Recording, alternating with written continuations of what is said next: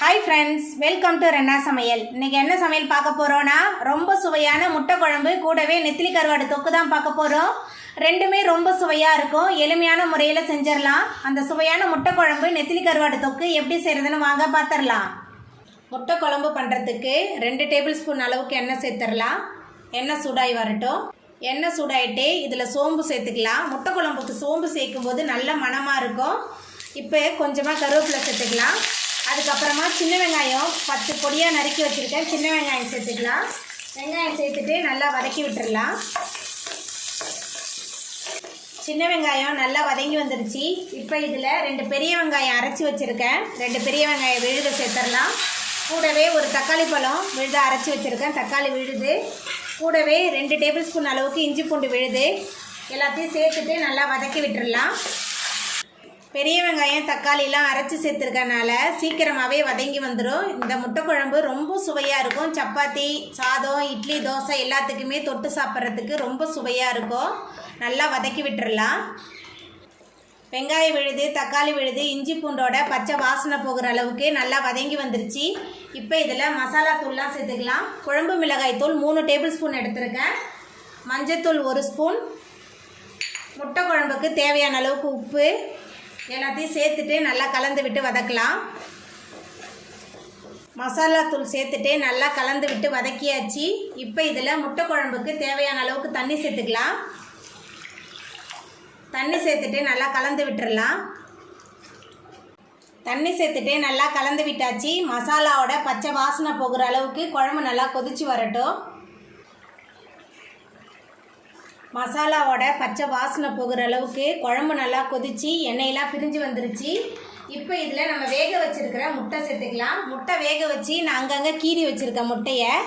இந்த மாதிரி நம்ம சேர்க்கும்போது மசாலாலாம் முட்டையில் நல்லா இறங்கும். அதனால தான் கீறி சேர்க்குறோம். முட்டை சேர்த்துட்டு நல்லா கலந்து விட்டுடலாம்.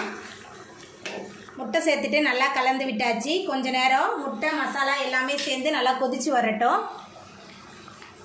முட்டை மசாலா ரெண்டுமே சேர்ந்து நல்லா கொதிச்சு நம்மளோட முட்டை குழம்பு சூப்பராக ரெடி ஆகிட்டு, இப்போ மேலால் கொஞ்சமாக கொத்தமல்லி தழை தூவிட்டு நம்ம அடுப்பை ஆஃப் பண்ணிடலாம். நெத்திலி கருவாடு தொக்கு பண்ணுறதுக்கு 2 டேபிள் ஸ்பூன் அளவுக்கு எண்ணெய் சேர்த்துக்கலாம். எண்ணெய் சூடாகிட்டு பொடியாக நறுக்கின 3 பெரிய வெங்காயம் சேர்த்துக்கலாம். கூடவே 2 தக்காளி பழம், கொஞ்சமாக கருவேப்பிலை எல்லாத்தையும் சேர்த்துட்டு நல்லா வதக்கிடலாம். வெங்காயம் தக்காளி நல்லா வதங்கணும். அப்போ தான் கருவாடு தொக்கு நல்ல சுவையாக இருக்கும். நல்லா வதக்கிடலாம். நம்ம சேர்த்த பெரிய வெங்காயம் தக்காளி நல்லா வதங்கி வந்துருச்சு. இப்போ இதில் தட்டி வச்சுருக்கிற 6-7 பல் பூண்டு சேர்த்துக்கலாம்.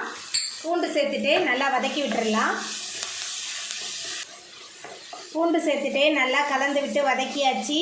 இப்போ இதில் நம்ம சுத்தம் பண்ணி வச்சுருக்கிற நெத்திலி கருவாடு சேர்த்துக்கலாம். கூடவே குழம்பு மிளகாய் தூள் 2 டேபிள் ஸ்பூன், மஞ்சத்தூள் 1 ஸ்பூன் சேர்த்துக்கிறேன். உப்பு சேர்க்கல, ஏன்னா கருவாட்டிலே உப்பு இருக்கும், அதனால் உப்பு சேர்த்துக்கல. இப்போ மசாலா தூள் கருவாடு எல்லாத்தையும் சேர்த்துட்டு நல்லா கலந்து விட்டுடலாம். மசாலா தூள் கருவாடு 2த்தையும் சேர்த்துட்டு நல்லா கலந்து விட்டாச்சு.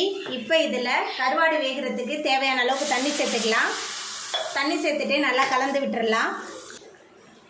தண்ணி சேர்த்துட்டு நல்லா கலந்து விட்டாச்சு. கருவாடு நல்லா வெந்து வரட்டும்.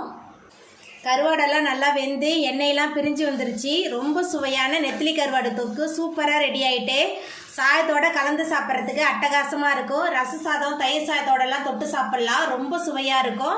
இப்போ நம்ம அடுப்பை ஆஃப் பண்ணிடலாம். அவ்வளோதாங்க, ரொம்ப சுவையான முட்டை குழம்பு நெத்திலி கருவாடு தொக்கு ரெடி ஆகிட்டு. இந்த சுவையான முட்டை குழம்பு நெத்திலி கருவாடு தொக்கை நீங்களும் உங்கள் வீட்டில் செஞ்சு பாருங்கள். இந்த வீடியோ உங்களுக்கு பிடிச்சிருந்தா லைக் பண்ணுங்கள், ஷேர் பண்ணுங்கள், கமெண்ட் பண்ணுங்கள், சப்ஸ்கிரைப் பண்ணுங்கள். அப்படியே பக்கத்தில் உள்ள பெல் பட்டனையும் கிளிக் பண்ணிடுங்க. நன்றி.